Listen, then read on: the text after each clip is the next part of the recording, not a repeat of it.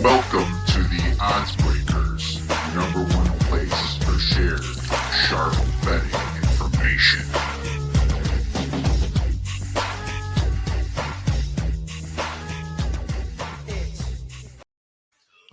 Day two at the Circa Las Vegas. How's it going, guys? Sean Kanaki, my partner in crime, is back, and we had a fun night last night. But hey, up bright-eyed, bushy-tailed, getting this thing going here and talking some more Circa Sports. Looks like the overlays right now. 2,675 people in the millions. That's an overlay of $3.3 million and 8.4 thousand in the Survivor, an overlay of 6,586,000. I think Survivor's going to get there. I'm not sure about millions. I'm kind of back and forth with that. Sean, what do you think? Yeah, I think the millions is, just a little bit ahead of where we were last year, actually. And they ended up with, I think it was 500,000 or 600,000 on the overlay there. I think it's going to be right around the same. I don't think that one will fill up. So if you've got that one in mind, you're going to have a little bit of a better chance to win the money. The Survivor is going to fill 100%. And, I think we were talking to Jeffrey Benson yesterday, and he thinks they're going to end up with 18,000-ish entries in that one plus. So going to be a huge pot of money with that many entries. Obviously, probably going to be a couple splits in there at the end, as there was last year. But, if you want to come out and have a chance to become a millionaire, it's still better odds in the lottery if you have a good year sports betting. So best spot in the world to come enter is right here at Circa. Some great proxies, obviously. We had Maddie on yesterday from footballcontest.com. Got his banner up behind us now. So there you go, Maddie. Welcome to the party. Appreciate everything you do. So if you come out here, find those guys, Maddie or Tony. They'll be down at the Circa Sportsbook. And you can get entered right here in Vegas and play from anywhere. And if you'd like to get in the Grandissimo, that thing already blew away the 1.5 million guarantee. That thing's at $2 million right now, 20 entries. You know who they're picking? They're all picking Denver. So if you just don't pick Denver, you're going to win, right, John? Yeah, it's one football team straight up, just like Survivor, right? And I don't think they're all going to be on Denver. I think we were talking yesterday. I think you're going to see some guys on the Cardinals week one, and I think which I like. I think that's the right play, against the Saints. So. You want to use the Cardinals early, Sean. That's just how that team is. They'll start off hot, and then Kyler Murray just tends to kind of fade or get hurt. In the middle of the year, right? And I think that the Cardinals, with the way they've drafted, it's just like a situation. But here's the thing: people are going to look at the Cardinals, Sean, and they're going to see that they play the Carolina Panthers in week 2 at home, which are going to be about 7.5 to 8 point favorites around there. I'm scared. I'm more scared for that game. I don't even want to contemplate that because, people are not going to pick the Lions against the Bears because they're going to save them. They're probably not going to pick the Eagles next week. The Baltimore Ravens are playing the Cleveland Browns. You know how division games go. I feel like people are going to save the Cardinals for week 2. So I think that might be smart to pick the Cardinals in week 1. Yeah, I think that's the right way to go. The Panthers, obviously, with Bryce Young, showed some things at the end of last year that he had some talent, after struggling and getting benched at the start of the year and then coming back in, getting the play later on. He's not a complete dud, so they can walk in and beat the Cardinals. I think they improved in the offseason too. And it's definitely something I want to keep an eye on for week 2. I think that's going to be one of the toughest weeks for Survivor right off the bat, like you said, with some of those divisional matchups. So, and if you look at the Survivor, as you get later in the year, as we were looking yesterday, the Thanksgiving and Christmas, brutal. So you got to really plan out, if you're doing that Survivor, how you're going to attack Thanksgiving and Christmas early and try and save at least a few of those teams. You can't just pick one at the start here. I think you wait for injuries, see what happens with some of those teams. If you look at those 6 matchups between the Thanksgiving games and the Christmas games, there is not an easy pick. I'm just looking at the board right away where I go, I want that one team on Thanksgiving, or I want that one team on Christmas. You got to wait. So you got to save some of those teams. Well, you got I think people are going to, and I'm going to read this lineup for Thanksgiving: Packers, Lions, Chiefs, Cowboys, Bengals, Ravens. It's like Chiefs, but they're at the Cowboys. You got the Bengals. They always were the Ravens' crutch, and then you obviously the Lions and the Packers. That's a scary game because the Lions' defense has always been so suspect. Now, Bears, Eagles. I think a lot of people are going to try to save the Eagles for this game, but I don't know what else you're going to do. I don't disagree with that. But what if the Bears all of a sudden are decent and the Eagles are just sleeping? This is Thanksgiving. This is a ridiculously hard week, and I'm scared for it, man. But here's the thing: if you make it that far, you should complain. Yeah. Let's just go there and be contrarian, right? There's some school of thought that says just take the best one every week and see what happens. But in this format, with only having 6 teams on each of those 2 dates, you have to have a plan. And I think this year, more than any other that I've looked at as we get into this, it's the toughest Thanksgiving Christmas combination. So if you're going to get that deep and you're going for the whole thing, you got to have a plan going in. And for me, that's saving Denver at the start here and taking those Cardinals week 1. Well, if you think you're going to have a Merry Christmas, think again. Cowboys at Commanders, Lions at Vikings, Broncos at Chiefs. That doesn't sound like a fun Christmas to me if you're sweating out this Survivor trying to get to week 18. Yeah, we got our first guest chiming in over there. It's a glorious Christmas in Kansas City. So look what the cat dragged in. So I'm going to switch over here for him. We're going to bring in Tony George, Doc Sports, T George Sports on Twitter. He's going to talk a little football with Kiev here, and just give me 1 minute, and we'll have him in. Let's go. Tony George from Doc Sports is going to come on. We're going to talk a little college football. We're going to talk a little NFL as usual. Tony, not only handsome, knows a little bit about sports, right? And that's great. And Tony has been in this industry for more years than I can count. This man is Tony, thanks for making it. There you go. It's all come through for me. How you doing? There you go. Well, that introduction reminds me of the story of the guy who crawled out of his grave on Judgment Day and read the epitaph on his tombstone and thought to himself, either I'm in the wrong hole or somebody's a really good liar. So, but I appreciate you having me on. As always, every year for contest weekend, I come down and sit with my buddy Kiev and have a good time, and nice and early. Just as punishment, since I'm a Nebraska Cornhusker fan and I wore the hat to rub it into the Badger, he had me come so early there was like 8 people on Fremont Street. Rub what in that you won 1 game out of the last 12 years? Is that how you rub it in? Yeah. All right. I promised myself I want to get into this Badger Nebraska Husker victory, but I don't think it's avoidable when Tony George comes in. Look, I'm not going to lie. I like Riola. I like their quarterback. I like their coach and Rule. I think this team is kind of like the sneaky, nobody's talking about them as much coming in. Don't get me wrong. They do have a rough schedule, just like most Big Ten teams. But I'm not so high in Illinois, Tony. A lot of people are high in Illinois because their schedule looks pretty good. But to be honest with you, I have the Illinois power ranked around Nebraska right now anyway. And I would rather bet Nebraska actually over Illinois. You told me to bring in a sleeper, and guess who it is? It's Illinois for the college football playoff. Go figure. Nebraska, though, interesting scenario. I don't think their schedule's all that tough. They do open up with, I'll be at Arrowhead Stadium in the suite a week from, 6 days from now. We take on Cincinnati at Arrowhead. They're about a 6.5-point favorite. But after that, they got a couple of layup games, and they got, I think they can go 5-1 out of the gate.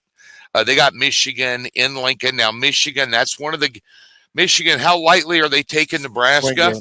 Swing game. Yeah, but how lightly are they taking that? That's one of the games their head coach decided to opt out in, which I find odd. But nonetheless, I think Nebraska gets over that 7.5 win total. It's juiced up to 150 now. But we avoid Ohio State, we avoid Wisconsin, we don't avoid Penn State out there late in the season, which is going to be a tough one. But I think Matt Rule, 11 wins in his 3rd year at Temple, 10 wins in his 3rd year at Baylor. Nebraska last year gets to a bowl game, finally gets over 6 wins.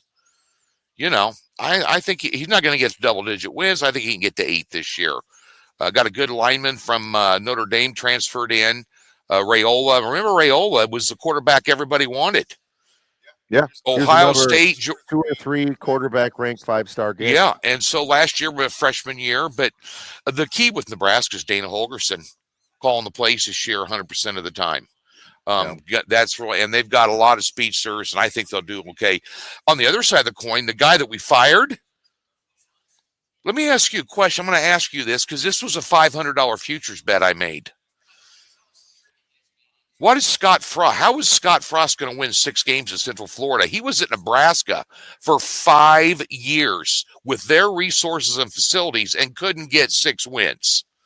Now, and he proved he couldn't coach, couldn't game plan, couldn't adjust in the game, had off-field problems I won't go into.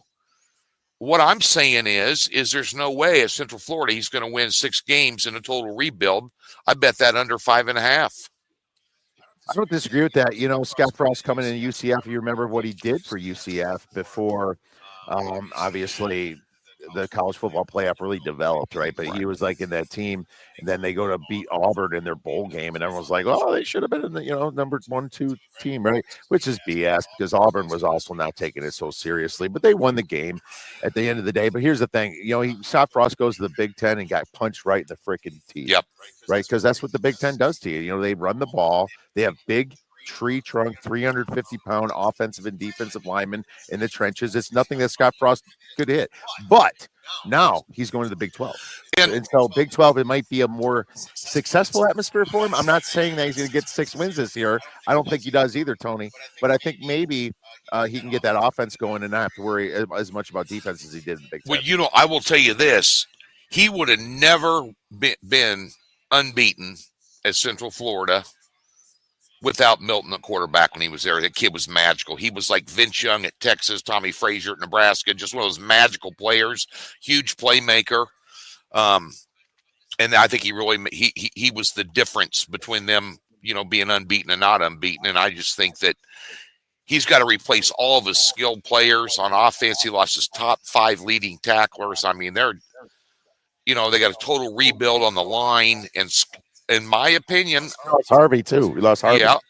And Frost could not, when he came in from Mike Riley at Nebraska, the cupboards were bare.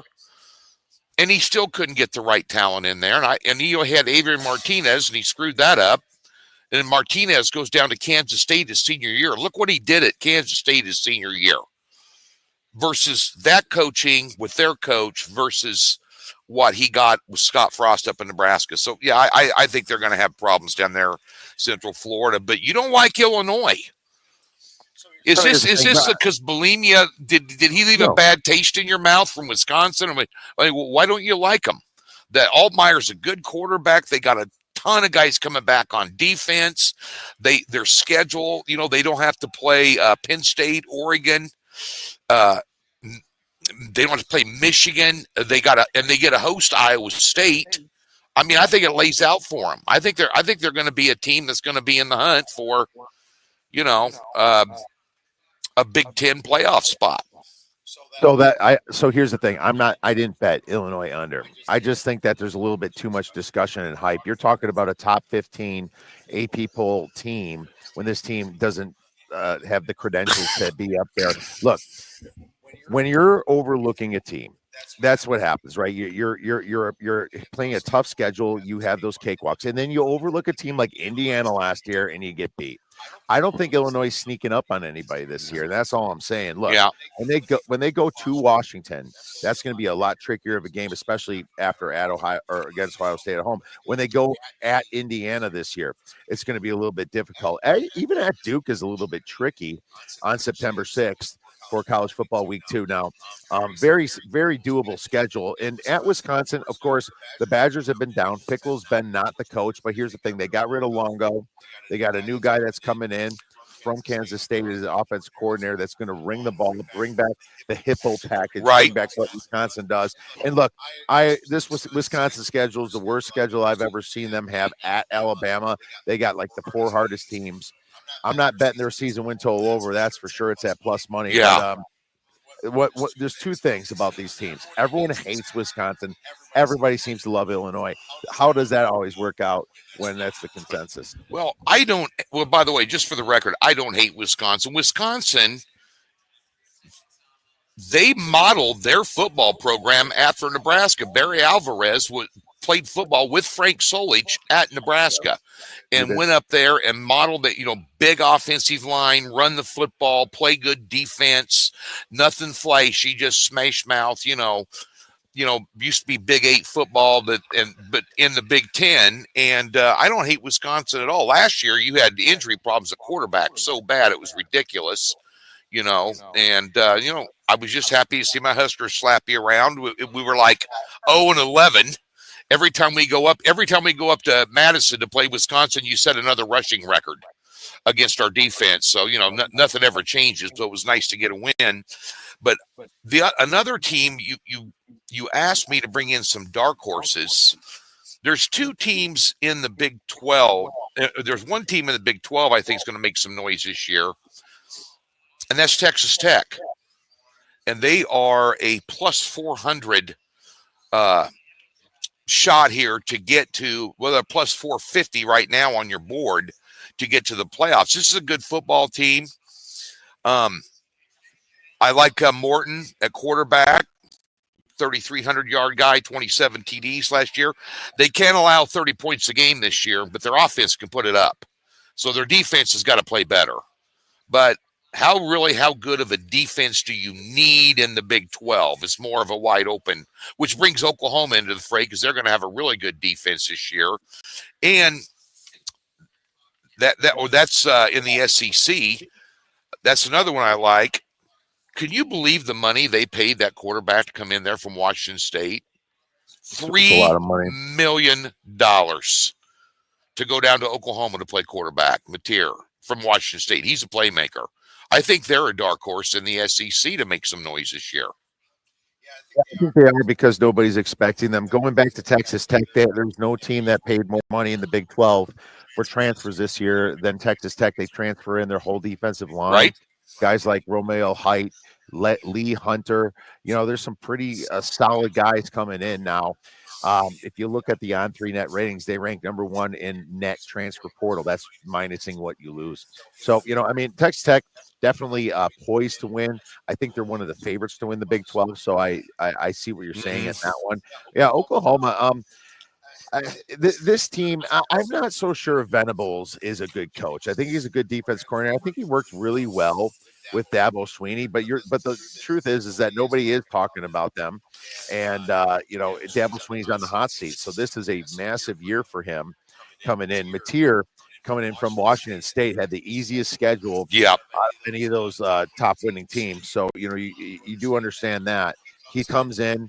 A lot of hype. He's making some stupid decisions, as we know, via Twitter and via, a little bit of sports betting talk with him. But yeah, I think that Mateer is a solid quarterback, but he is also going to SEC ball, so we'll see. And what's the intriguing team and I think, bear in mind Oklahoma last year, they were sending in the water boy to play wide receiver in the season. I mean, they were bringing kids out of intramural.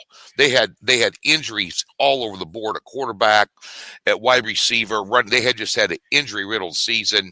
Their defense was surprisingly good. I mean, they gave Ole Miss a game and held them to like 20-some points at Ole Miss. When Ole Miss was in the top 10 last year, damn near beat them with a skeleton staff at the offensive skill position.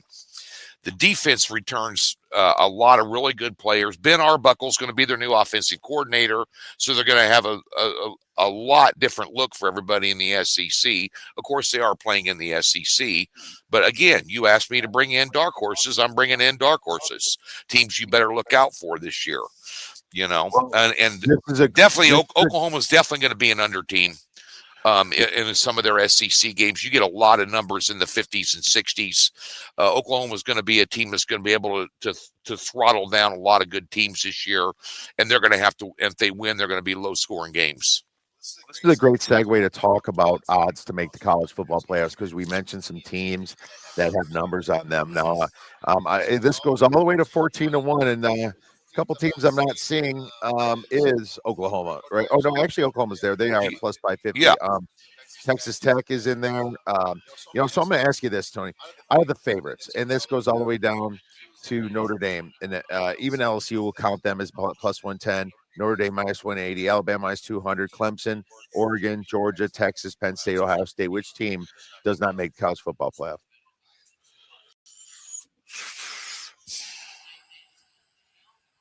Boy, that's a tough one. Of those there, the ones you just named, I'm going to go with Texas. I think they're overrated. Wow, one of the favorites too. Yep. Okay. I'm going to go with Texas but they're in the SEC. Look at all the teams that are in there. You got Georgia, LSU, Bama. Notre Dame's going to throw a monkey in the wrench because they're an independent. But how many teams are they going to be able to send out of the SEC? They're going to want to send how many? 5? Yeah, that would be a lot if they got to 5. I think they will try to lobby for 5. Yeah. But here's the thing: these schedules in the SEC is going to be hard, and you're going to have another situation where a South Carolina team, Ole Miss team, has those bad, ugly Kentucky, Vanderbilt type losses, right? And then there's going to be a lot of discussion: is like, should this team make the playoffs? And it might be LSU with Brian Kelly that they're talking about. Yep. I'm going to go with Clemson just because I just think they're a little overrated in the ACC. I think Miami wins the ACC. That's possible. Yeah, that's my last one I was going to talk about was Miami. I printed all these up for you and actually was organized because I'm trying to be but Miami, they are plus 200 to make the college football playoff. I don't think, depending on what kind of year Clemson and them have, the ACC's got them two and nobody else. Does the ACC get in too? So it's going to be them two if they take 2. But everybody threw in the towel on Carson Beck. At Georgia, they threw in the towel. Said I'm telling you, Miami's loaded. They might have the best offensive line along with Penn State in the country. That's very possible. And they the only thing that holds me back is the coach and Cristobal. I know. Beck has been a little bit too erratic with his flashiness to me. Buying the Lamborghinis, the beautiful girl, the flaunting everything. I don't know. Maybe that's just not my style. But I don't think he's ready to be doing stuff like that. If he was so great, why didn't he go to the draft last year? Because if you remember preseason 2024, he was the number 1 guy to supposed to be the number 1 pick. Yeah. It doesn't even go to the draft, and he transferred Miami. If Georgia didn't make a case to keep him, I don't know. I just see weird things with him. But you're right; they have a ton of money, and they spent it in the trenches, in which I usually like. I just think Cristobal is going to drop some stupid game against like a Virginia, something like that. That's just going to not make any sense. Let's go to the plus 200s here: Michigan, Texas A&M, Louisville plus 310, Tennessee plus 310. Kansas State plus 380, Arizona State plus 380, SMU plus 380. What about those? Who would you take a shot on if you had to do it? It's tough. There's so much parity this year. Every conference is top heavy with a couple of really good teams, and then all the also-rans are all solid teams. I mean, there's going to be a lot of close ball games this year when it comes to point spreads. I can tell you that. We'll see what Kansas State does out of the gate. This Avery Johnson's a stud quarterback they have. Think about all the stud quarterbacks they had at Kansas State over the years. Last year as a freshman, he broke their TD passing record as a freshman. And I like their coach. It'll be interesting to see. I think Iowa State's a little overrated. Iowa State had a dream season last year. They lost a lot of guys. They got Beck back at quarterback, but his 2 top targets both are playing in the NFL. So that's hard to replace that kind of talent at wideout. But Kansas State might be a team that could end up playing in the Big 12 championship game. Very possible. I took the plus 3.5 though, and I think if you wait it out, you're going to get plus 3.5. I don't think that Kansas State should be past the 3. If I was going to make the line, should be 2.5 because they're playing Farmageddon in Ireland, which that field, could be a very rough field to play on, and I just think that's a highly variant game. Not saying that Kansas State can't do it. I guess I'd go with SU and Kenny Dinning. You could. Scatterboo is their biggest loss, but it's really their only loss. They're number 2 in returning production. Levitt's been just amazing. It's like you saw the kid at Michigan State. I don't even know. I can't even tell the difference between when he went over there. It's almost like when Bo Nix went to Oregon. You're like, is this the same freaking guy? Right. Auburn? Right. I thought he was a bust at Auburn. And then he goes out to what do you throw like 80% completion rate or some insane number out there, and just Yeah. and he's proven. You know what? It wasn't a fluke. I thought he did well last year as a rookie. I mean, you got Sean Payton, the quarterback whisperer, his head coach at Denver, but Bo Nix proved to be a really good quarterback. And I don't know what happened at Auburn, whether it was coaching, whether it was just the schedule was every bit as tough in the Big Ten as it would have been in the SEC for him last year, his year that he played. I mean, everybody was good that year. Yeah, it's true. Everybody was good that year. Let's talk about the next set of teams. Florida plus 400, Auburn plus 400, Utah plus 450. Utah's interesting. Stop there. Well, USC and Texas Tech there, and Indiana plus 500. What do you think? Of those, I'd shove some chips in the middle on Utah.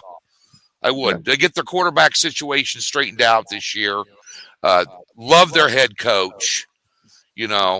This is a really well-coached, disciplined football team. I like Utah out of that bunch, and that's a pretty decent number there.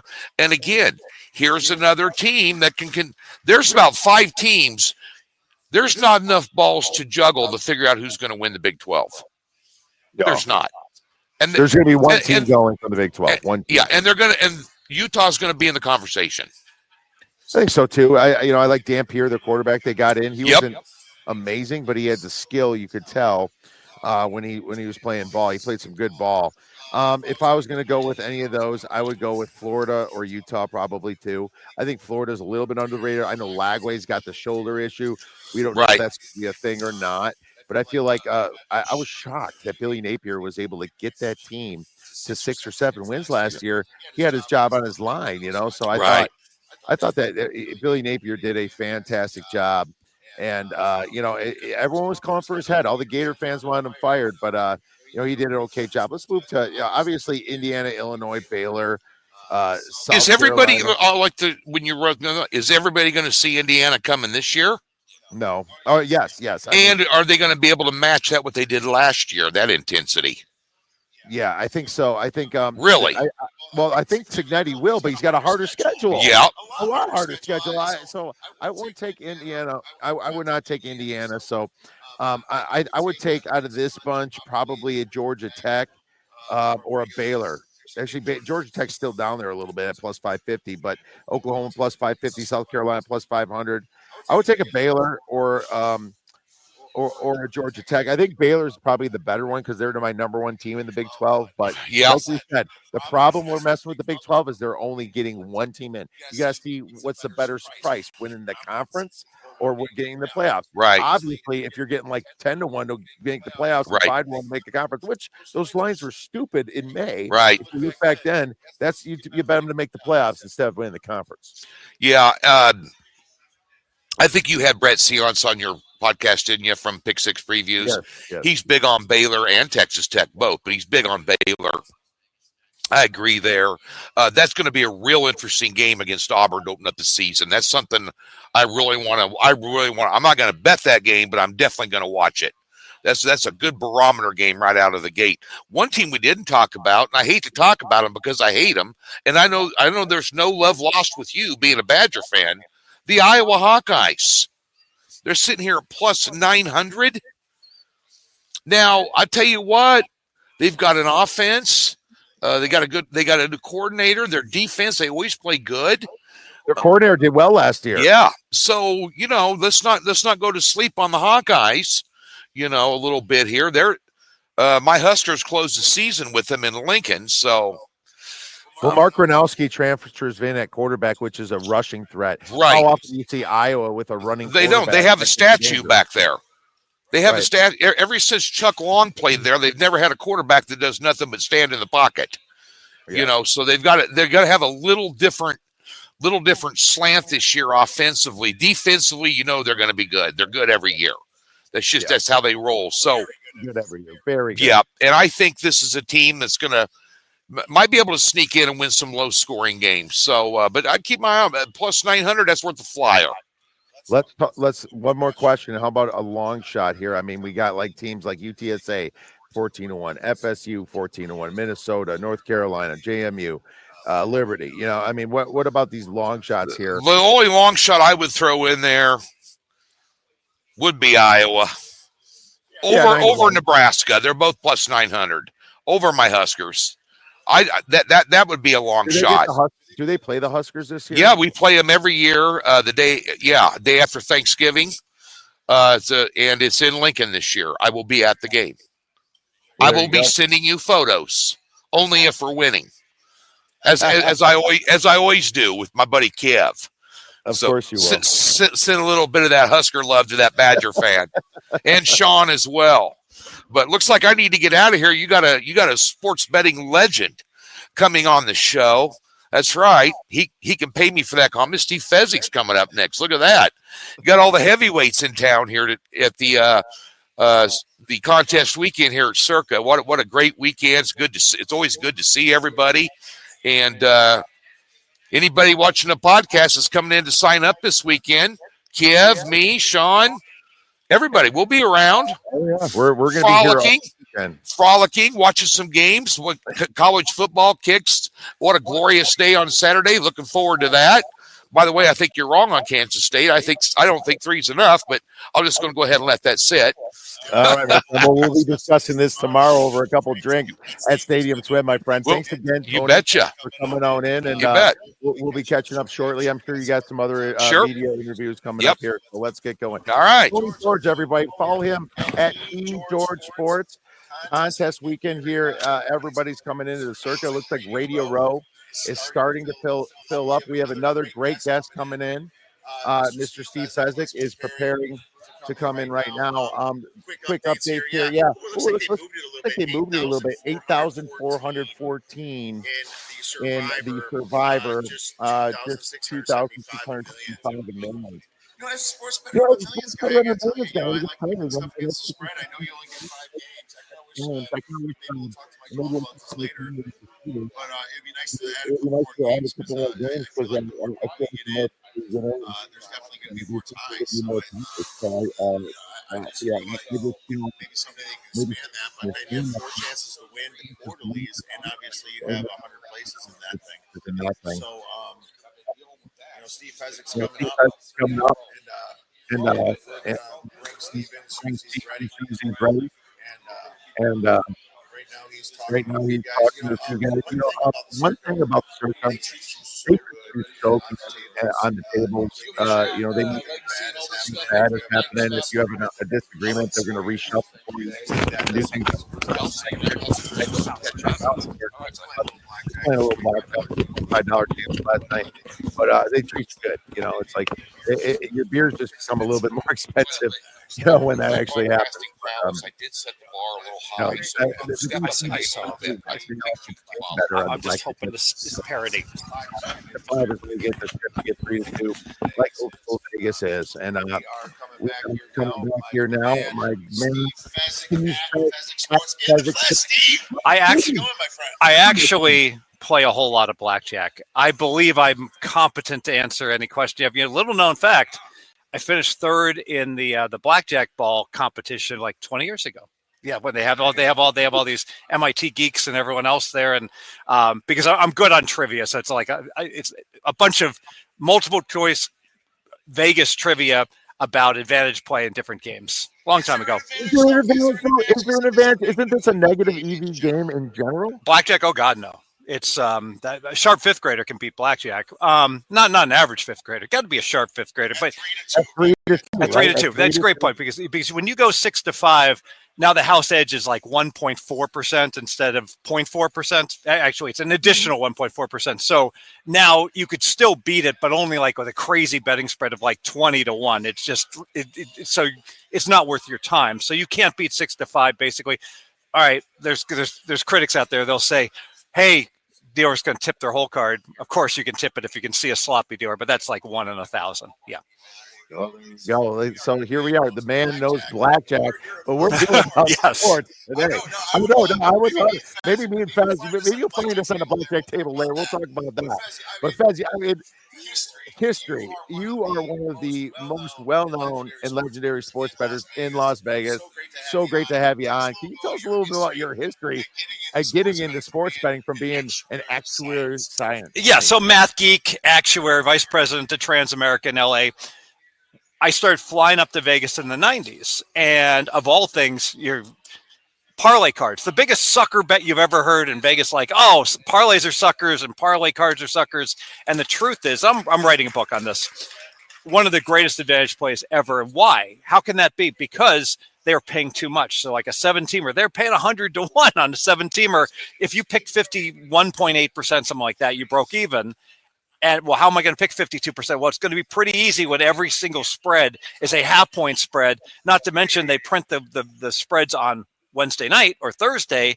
On Saturday morning, I could stumble up and play Northwestern plus 21.5 when the line's 18, and they would just take as much as you wanted. In the mid-90s, it was a different world. Oh my God! I miss those things that come back. I remember when I was a kid seeing those parlay cards. A lot of them ties lose. Obviously, you don't want to play ties lose. I mean, it's still beatable, but I mean but the ties win cards were just tremendous. I remember a story. I hit a $200. Not like this happened every week. A $200 10-teamer. All right. So I cash it, and Bert Osborne comes out. He was running the South Point. He shakes my hand. I guess that paid 600 to 1. So, 120,000. It was 130,000. And he goes, Steve, great job. If you win 50,000 ever again, I'm gonna have to ask you never to play here again. So there you go.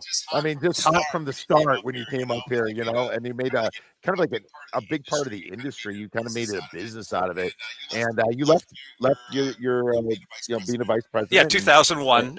Boring job for a more exciting job. And right, very much. What's funny is like in the mid 2000s, I came out and I talked about these contests that are going on.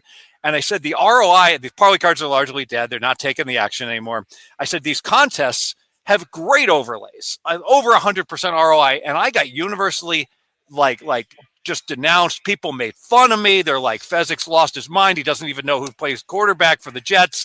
And he says he's got this big ROI over these Vegas guys. That's all they do, right?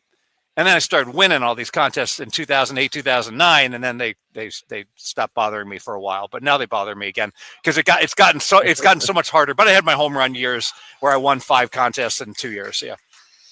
Well, there you go. That's a great story of how you got in.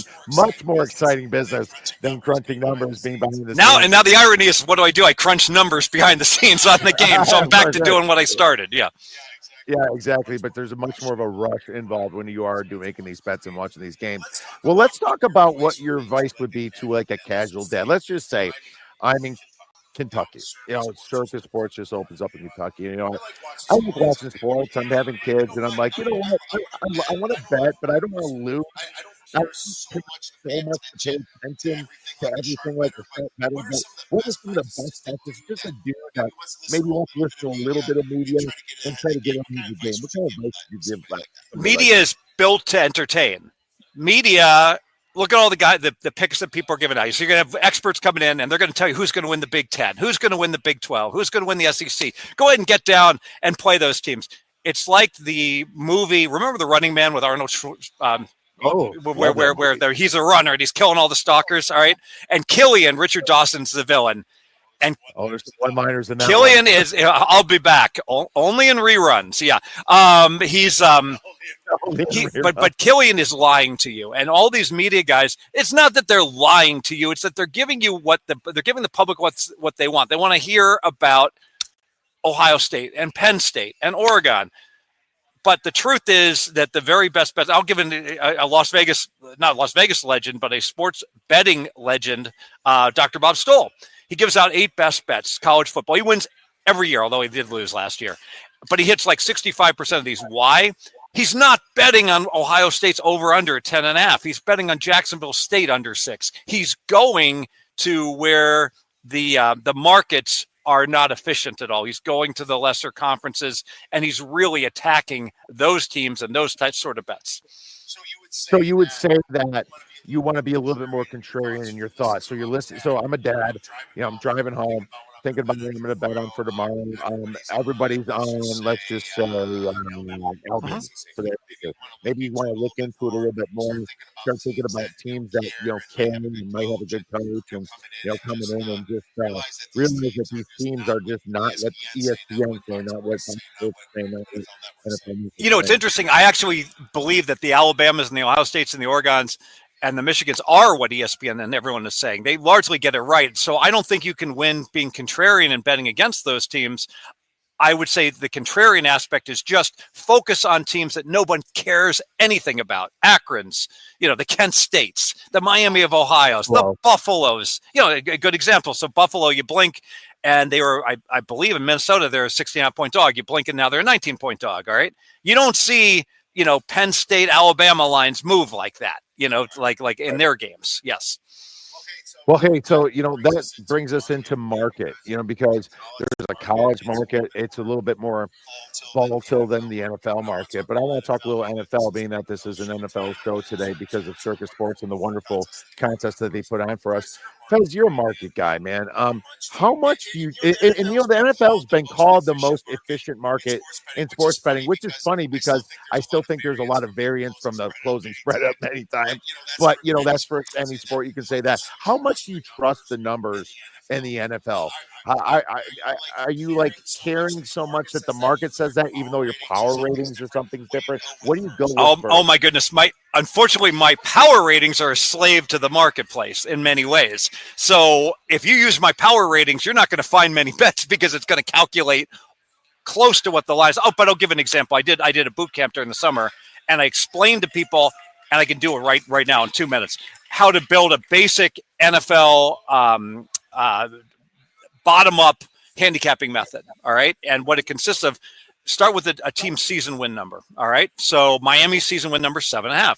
Indianapolis' season win number is 7.5. So they're both one game below an average season win number. So what's their power rating? It turns out every half game you're below an average team is worth a point, all right? So they're both 2 half points, one full game below the average. So they're both -2s. The games in Indianapolis was a dog during the summer. Indianapolis has to be favored. Those teams are power rated equally. And now Indy is a favorite, -1.5. So this does you no good right now. But if you would have been around a month ago, when Indy was +1.5, that would be a bet. But now it's not. So people are like, well, Fez, so you like Indianapolis? Like, no, I liked Indianapolis. You know what? Miami goes up to 2.5. And now I'll be teasing Miami +2.5 up to 8.5. It's all about the number. And I make a number, the market makes a number, and then I tweak it for situations, etc. Example, week 2, Green Bay's in a great situation against Washington. Thursday night game, we always like the home team. So back-to-back home games for Green Bay. So but that line moves up from 1 up to 3. Now it's no good anymore. I'll tell you one that will still be good. I'm almost for sure. College, I'm more an NFL guy, but the college lines are off by more. Penn State, end of September, has a bye.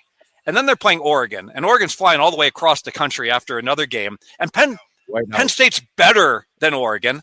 Penn State is, actually, I wish it was a morning game because of the time change, actually. So it's a rare case where the whiteout probably doesn't give them an additional advantage. It doesn't matter. No one is going to bet Oregon in that game. So the game of the year line's 3.5. Now it's up to 5.5. A bold prediction, it closes -7. So there's a game of the year. Go ahead and bet that now. It's only going to go higher. We got a game of the year bet already from Fezzik Sports. I love it. So going back to this. So there's going to be a time where your power ratings are off from the market, right? It's like, did you scratch your head? Do you adjust your power ratings to the market, say, I was wrong, or are you holding steady on your power rating? It depends. I'll give a couple teams. I actually think the New York Giants, this is going to sound crazy, they might actually be an average team. They got such a great defensive line. They got playmakers. They finally have a quarterback that's not incompetent. It's altogether possible that the Giants, if they played an average schedule, could win 8 or 9 games. But they have the hardest schedule in the NFL. So their season win number is 5.5. So everyone's looking at that number and saying the Giants are going to be god-awful. The Giants are too good to be god-awful. I mean, you look like compare and contrast. The Saints are god-awful, and the Giants have all these really good players on defense at the line of scrimmage. So I think you'd make money early in the year betting on the Giants. And obviously, if Dart takes over at quarterback, that could totally submarine their season. But to start the year, I think value on the Giants. I don't think Russell Wilson's going to get benched. I think that, he's done enough in the NFL to have a pretty long leash. Now, if your number is +3 and this market's at +2.5, are you betting the +3 or are you teasing? That's the question because, the market's 2.5, your number's +3. maybe that's a teaser you stay away from. Yeah, so that's a great point. So if a dog is catching 2.5, read Stanford Wong. I know Stanford, we're friends.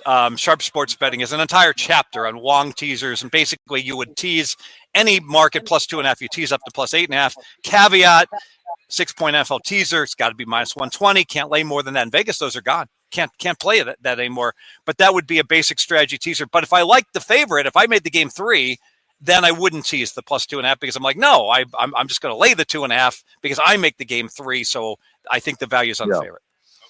Okay, so that's a great point, and thanks for answering that because people have to understand there's a reason why we bet.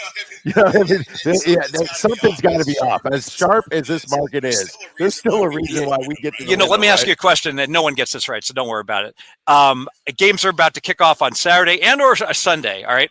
And you're a live better, all right? And you want to win. You don't want to have fun. You want to win. Which game should be your main focus on Saturday and on Sunday?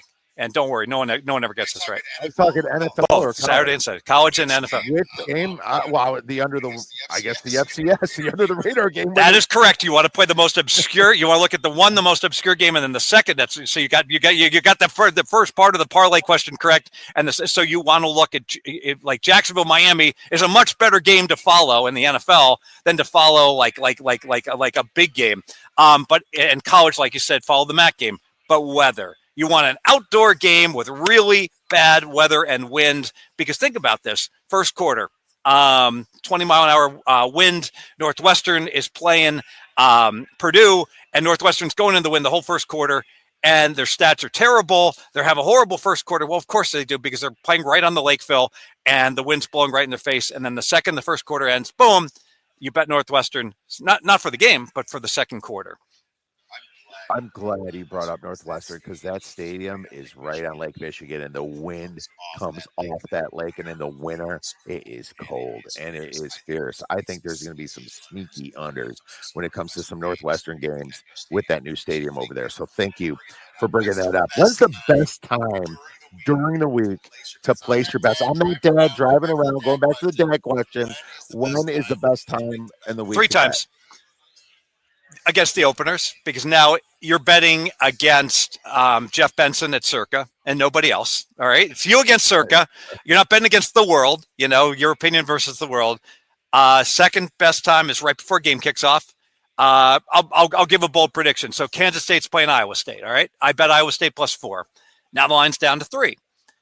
Everyone, based upon my read of the market, is going to bet Kansas State -3. There's no support for Iowa State +3, and it kind of makes it's going back to 3.5. It's probably going back to 4. So we like go, guys. It's like Right Angle Sports when they do a release. Kansas State -3. Go. If you're going to bet Kansas State, don't bet Kansas State -3.5 and -4 right before the game kicks off. Bet it now. I mean, smoke dope, take a couple hours. It's still going to be -3.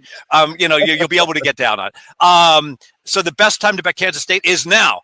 The best time to bet Iowa State is 2 minutes before the game kicks off when like +4, -103 pops up at some betting exchange. And the third best time is information. And this is really preseason football, right? All of a sudden, Josh Allen's not going to play for Buffalo. Bang, bet +3, bet +3.5. Well, now the line's 2. It's probably still good to bet against Buffalo, but you missed your really, really good bet with that information. That's great information because that's exactly what you do. As soon as the lines come out, you're playing against the books. You're not playing against the market. The market's efficient. I think the worst time to bet is probably Friday, Saturday, and of course these contests. That's the lines we're dealing with. We're dealing with the lines. The only chance you got is when the injuries finally come out, and that's or the lineups. The lineups come out. Exactly, spot on. You bring up a good point that some would argue, in many ways, the Friday afternoon lines. I know this sounds crazy, are more efficient than the lines at post. Why? Because there are games where the public just comes in and the line goes from like 9, it's been 9 all week, and it goes up to 10, like a Monday night game.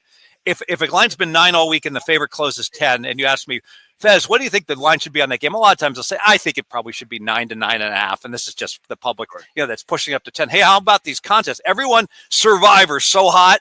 All these videos. I mean, it's so much fun. But millions is where the value is. We're going to get an overlay on this million. So what I mean by overlay, they need 6,000 entries. They got less than 3,000. They're probably only going to get 5,000. So think about this. If you could play in a poker tournament, 5,000. That's Like, the what's lowest the I've heard. rake I got to pay? Oh, it's 16%. That's outrageous. I'm not paying 16%. It's like, no, you're not paying it. You're getting 16%. An extra, like, an extra $1 million is being handed to all. Here, you play. Here's $1 million. Here's $1 million. Now, obviously, you have to win one of these prizes or one of these quarterly prizes. But there's a lot of prizes. It's not winner take all like Survivor. So it's much more likely you're going to get a piece of the pie. Top 100 pays. You got quarterlies. There's even booby prizes as well. So that's a great segue into contest season, fellas. You know, back-to-back Westgate contest. It was back to Hilton that back then. Champion right here. Fellas, I can't even imagine repeating something like that. That is just an amazing feat that you pulled off. How many contests are you getting in this year? That's a great question. Because how far down do I go? Because it's really fun to play. I'll play them all. I'll play the station. To be fair, I'm not going to play the Grandissimo. Just because I think I've gotten old. I'm on the wrong side of 60, and I'm like, boy, 100,000 a year, and I don't know if I'm going to live long enough to ever win the Grandissimo. You know, your hair looks like you're 45. You got the thickest hair. So yeah, the knee looks like I'm 90. But like. My advice would be go play the station, last man standing. Get 5 entries, $25 each, 5 entries for 100. Really fun, 1 pick a week against the spread, college football, NFL. Then you gear up, play them. Obviously, you got to play some millions at Circa because of the overlay.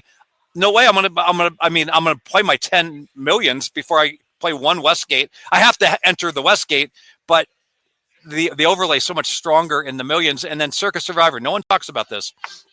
This is unpopular. You probably shouldn't play much on the Survivor if the Eagles win on Thursday night. And the reason being is that you're going to wake up Friday morning. You're not playing the Eagles game, right? If the Eagles win, you're paying a rake. What's the rake? All these guys that went 1-0, and you're 0-0. You're at a disadvantage, even though you don't get to use the Eagles on Christmas, so that's a disadvantage. But still, I'd rather be 1-0 with the Eagles. But if the Eagles lose to the Cowboys Thursday night, you know, I don't care if you got to take out the credit cards, whatever it takes. You got to bet more on Survivor because now you're going to have like 4,000 entrants. They're going to have played Philly. They'll re-enter. Who cares? But there's $4 million more. Bingo! Right into the pot as an overlay. Isn't there like a trend on the Super Bowl champion wins but doesn't cover a lot of those week? Boy, I don't have the numbers, but they cover also. That Super Bowl champ has done very well. I don't care about, like, people do this all the time. They're like, the last 3 years this has happened. Don't care. I'm much more of a 30-year guy, trend guy. Although my friend Sean Hess used to say, he's like, Mountain West favorites are like 76% against the spread this month, Steve. And I'm like, well, shouldn't you look at the last 5 years and know what he says? Maybe, but I'm not giving the money back. He's just betting this month. Well, there you go, man. You know, maybe the Cowboys are the worst team in the NFC East because you're talking about the Giants a little bit. I'm wondering what the price on the Cowboys to finish 4th is. You know, I mean, who's going to step in? I mean, the Commanders, are they going to really sink all the way down to their 4th? Quarterback got hurt? They would. You know, it's like there's always it's always possible. You know what, that is all NFL teams, man. I am sorry. There's not too many. Well, you bring up the Cowboys. A good point is how, like, look at what happens when Dak goes down. How far? I mean, that's a team that wins 12 games every year, and all of a sudden they just the wheels completely come off. With that injury, and that's I mean, it could happen to Buffalo. Buffalo could win 5 games without Josh Allen. Sure. They could win 5 games, and that's such a massive swing, and but it's so funny. It's like that's why you take unders a lot because they always project these teams being 100% healthy throughout the full year. You know that's not going to happen. If you take the average, it's a really prudent point.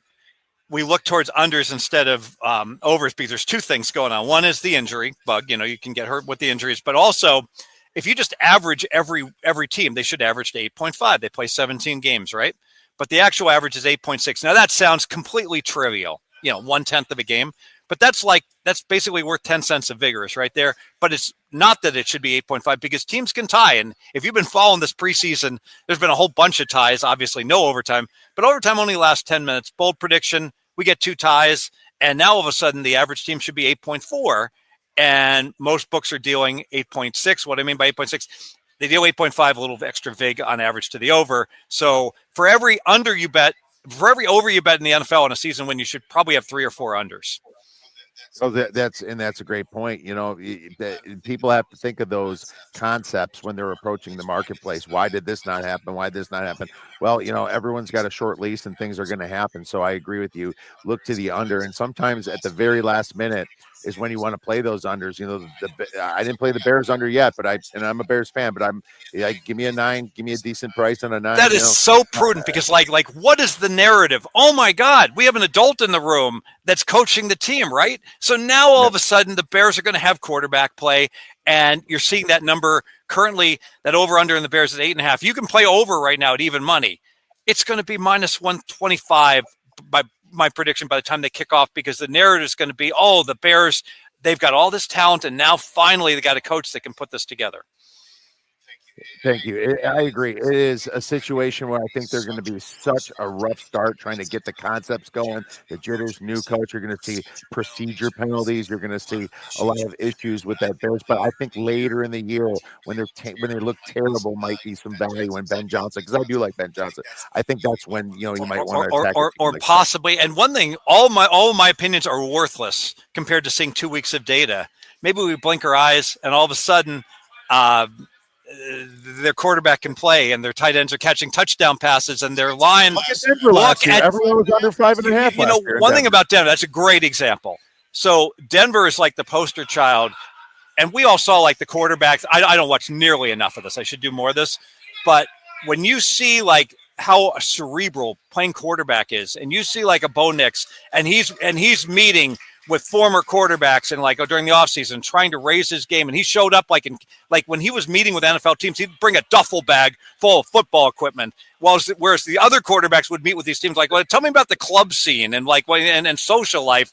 And it's like, here's a dude, he's like what Tom Cruise in the movie The Firm. He's just showing up at 6 a.m., before anybody else, day one on the job, put me in the film room, let me get to work. As opposed to, hey, let me remodel my swimming pool and buy my mansion and all that stuff like that when Ryan Leaf did, when he started. It's distractions are not good for an NFL quarterback. That's very true. Yeah, but what Fez says is right. There's going to be a team that nobody sees, and it's just going to come in. And that's not just NFL. That's college football, too.